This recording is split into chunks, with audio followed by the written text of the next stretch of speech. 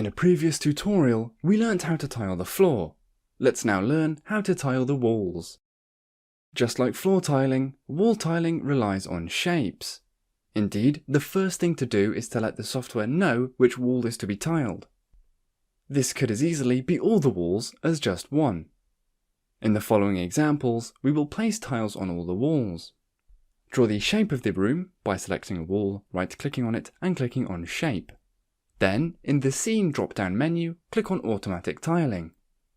Note that a shortcut button for this exists and can be added to your toolbar. On that topic, make sure to check out our Personalizing Your Toolbar tutorial. A window will open that lets you choose and implement your wall tiling. In parallel, we will use the standard @non-price tile catalog. Let's choose the wall tile we want to work with. At this stage, we can change the dimensions of the tiles, for example, to 400 by 200.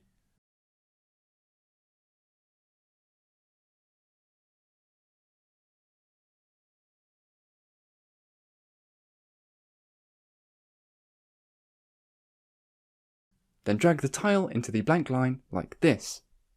The software then takes some of the known information and tells us other information, namely, the name of the chosen tile, which corresponds to its colour, its dimensions, width and height, from where the first row of tiles will start, here from 0, since this is the first step in the tiling, but for a kitchen splashback for example, you can enter a starting height. How high up the wall the tiling goes. By default, the software uses the height of the wall, but you can specify an end height, i.e. the maximum height to be tiled. The reference chosen for the placement, i.e. from the bottom up or from the top down.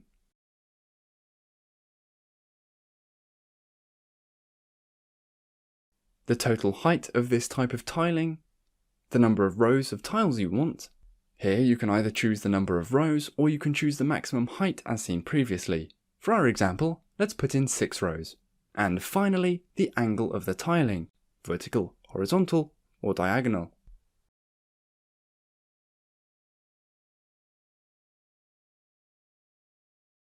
Clicking Add on top will create another line where you can enter another type of tiling. Ideal for adding a frieze, for example.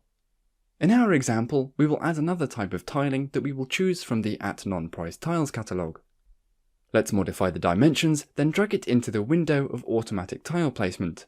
For this, we will choose a vertical place and end it at 2500.